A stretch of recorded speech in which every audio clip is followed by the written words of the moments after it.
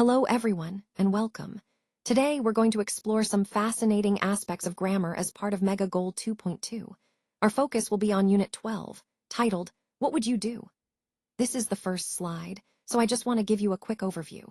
We'll be covering key concepts from pages 186 and 187, and I'll guide you through the main ideas and some practical examples. I'm excited to get started, so let's dive in. Let's take a closer look at the past simple form combined with would to talk about imaginary situations. When we want to express a hypothetical outcome, we use the structure if plus a past simple verb. For example, if I had any money, I would lend it to you. Here, the if clause contains the past simple verb had, and the result clause uses would followed by the base form of the verb, which is lend in this case. This structure is useful for discussing situations that are not real or are purely hypothetical.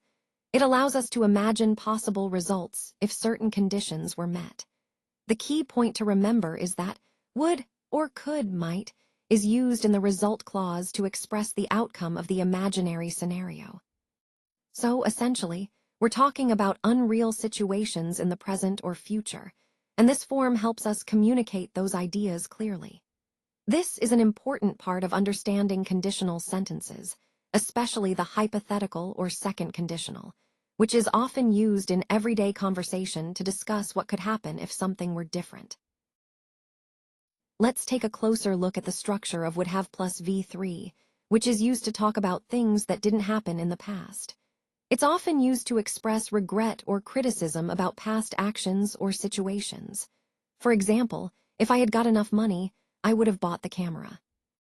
Notice that in this kind of sentence, the result clause contains would have followed by the past participle, V3. The if clause, on the other hand, uses the past perfect form. So we say if I had got enough money, then I would have bought the camera. This structure is a type of hypothetical conditional, specifically the third conditional, which refers to past situations that did not occur. Remember, it's a way to reflect on what could have been different if the past had been different. In summary, use this form to talk about past regrets, missed opportunities, or to criticize past actions, always connecting it back to the idea of something that didn't happen but might have changed the outcome. So in this slide, we're looking at a hypothetical situation using the past perfect tense combined with a present conditional. The sentence is, if she had a car, it would be the white one. Now, the key point here is that we're imagining a different present reality. If she possessed a car, what kind would it be? The phrase had here signals a hypothetical situation that isn't true right now. This kind of structure helps us express conditions that are contrary to the current facts. It's a useful way to talk about possibilities or regrets, or even to speculate about what could be. In this example, the emphasis is on the color of the car, specifically, that if she did have a car, it would be the white one. Notice how the would in the second part shows a consequence or a result that depends on that hypothetical condition. Overall, understanding this structure allows us to talk about unreal present conditions and their imagined outcomes, which is a powerful tool in both everyday conversation and more formal communication. So let's take a look at this sentence. Would eat if she went to a restaurant, she eat burger. Now, to make this a proper present hypothetical conditional, we need to think about what would happen in this imaginary situation. Since we're talking about a possible future scenario, we use would eat. If she went to a restaurant, she would eat a burger. You see, the key point here is that the action of eating a burger depends on her going to the restaurant. This is a classic example of a second conditional, which expresses a hypothetical situation and its possible result. Understanding this structure helps us talk about things that aren't real now, but could happen under certain conditions. It's really useful for expressing desires, wishes, or possibilities that are not currently happening, but might happen in the future or under specific circumstances.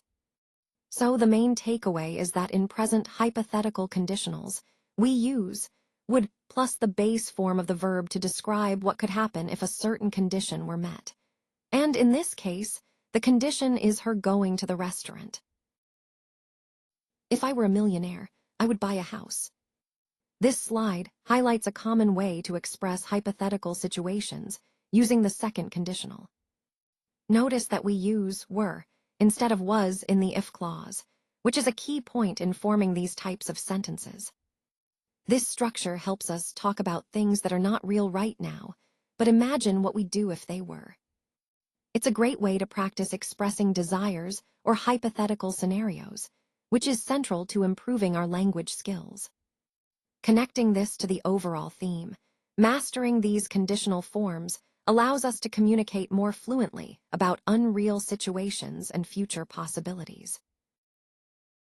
If I had studied harder, I might have passed the physics test. This slide highlights a key aspect of past hypothetical conditionals, often called third conditional sentences. They're used to talk about situations that didn't actually happen in the past, but imagine what could have been different if they had. Notice the structure. Had studied is the past perfect tense, which sets the scene for a hypothetical situation that didn't occur. And might have passed shows the possible, but not certain, result of that missed opportunity. This kind of conditional helps us reflect on past actions and their potential outcomes, emphasizing the importance of effort and preparation. In the context of our overall theme, it reminds us how small changes or different choices could have led to different results, something worth considering for future decision-making. If I had saved my money, I would have bought a new computer. This sentence is a great example of a third conditional, which we use to talk about hypothetical situations in the past. Notice how it reflects on a missed opportunity. If I had saved my money, then I could have purchased the computer. This highlights the importance of saving and planning ahead, especially when making significant purchases. It also connects to our overall theme of making better financial decisions and understanding how our past actions or inactions can impact our present choices. So remember, saving regularly can open up opportunities that might otherwise be out of reach. If I had got a lot of money, I would be happy. This slide is about imagining different outcomes based on past situations that didn't actually happen. It's a classic example of a past hypothetical conditional, where we think about what could have been if things had gone differently. Notice how we use would have been, and had got to express these unreal past conditions. It's important because it helps us understand how to talk about regrets or missed opportunities. In the context of our overall presentation, this emphasizes the importance of making informed decisions now to avoid future regrets. So, when you're talking about past possibilities that didn't happen, this structure is your go-to. Now let's take a look at the result clause and implied conditional structures. When we talk about implied conditionals, we're referring to situations where the condition is understood but not explicitly stated with if. For example, I might say, I would have stayed longer, but only if he had asked me to. Since he didn't ask, I didn't stay longer. It's a way of expressing a conditional idea without directly saying, if he had asked me to. Similarly, with the second example, I would buy a Ferrari. The implied condition is having enough money. If I had enough money, I would buy that Ferrari, but I don't. Notice how the structure uses the past modal and the infinitive form of the verb. The key point here is that these conditional statements can often be expressed without explicitly using if. Instead, they rely on the conditional verb forms in the result clause to imply the condition. This approach is quite useful because it makes our language more flexible and nuanced.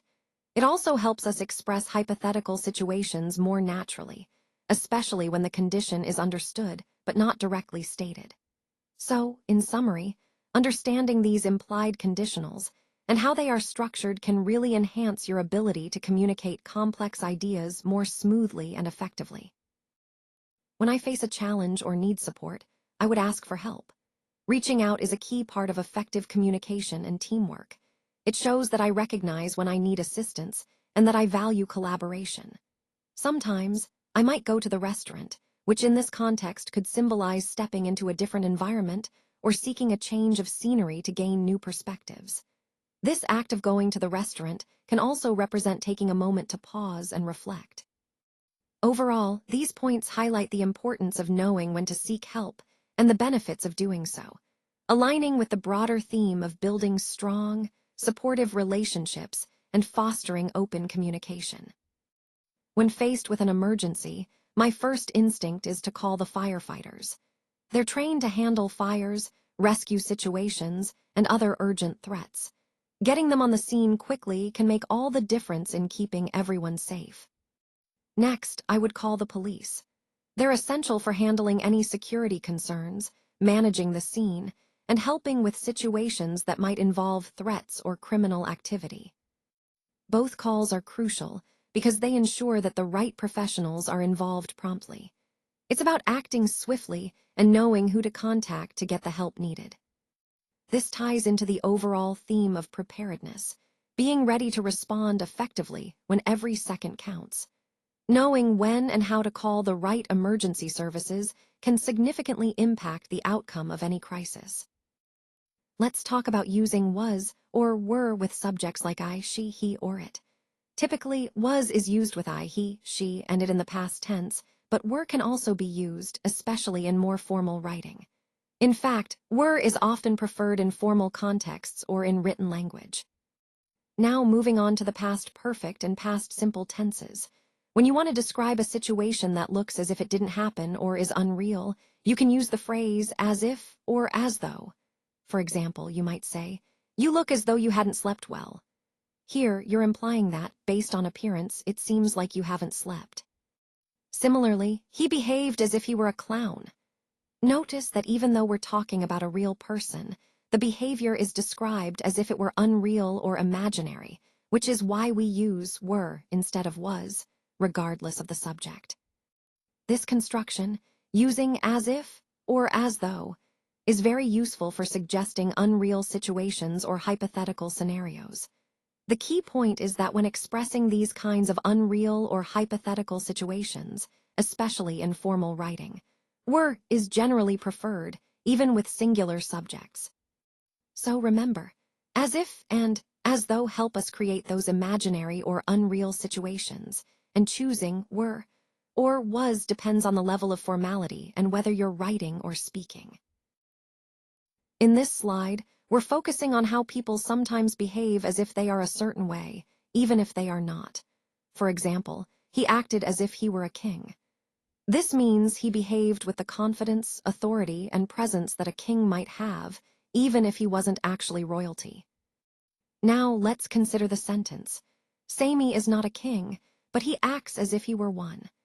This illustrates a common behavior where someone adopts a certain attitude or manner that isn't necessarily true about their actual status or role. The key point here is the idea of acting as if. Sometimes we behave in a way that reflects how we want to be perceived, regardless of whether it's true or not. This can be powerful because it influences how others see us and how we see ourselves. Connecting this back to our overall theme, it's important to recognize that our actions often speak louder than words, and acting as if can sometimes lead to real change or influence perceptions, even if the underlying reality is different. So, in this last slide, I want to highlight an interesting point about behavior and perception. When we say, "He behaved as if he were a clown," we're describing a way of acting that mimics or resembles a clown's behavior. But here's the key distinction. Maher is not a clown. This means that even if someone's behavior appears playful or exaggerated, it doesn't necessarily mean they truly are a clown or acting like one. The phrase "behave as if" is really useful here because it helps us understand situations where actions might be similar to a certain role or stereotype, but the actual identity or reality is different. For example, someone might act as if they are a comedian or a performer, but that doesn't mean they are professionally a clown or a performer. So the main takeaway is that behavior can sometimes be mistaken for identity, but context and understanding are essential. Just because someone behaves in a certain way doesn't mean they truly belong to that category. This ties into our overall theme of perception versus reality, and how important it is to look beyond surface behaviors to understand the true nature of a person or situation.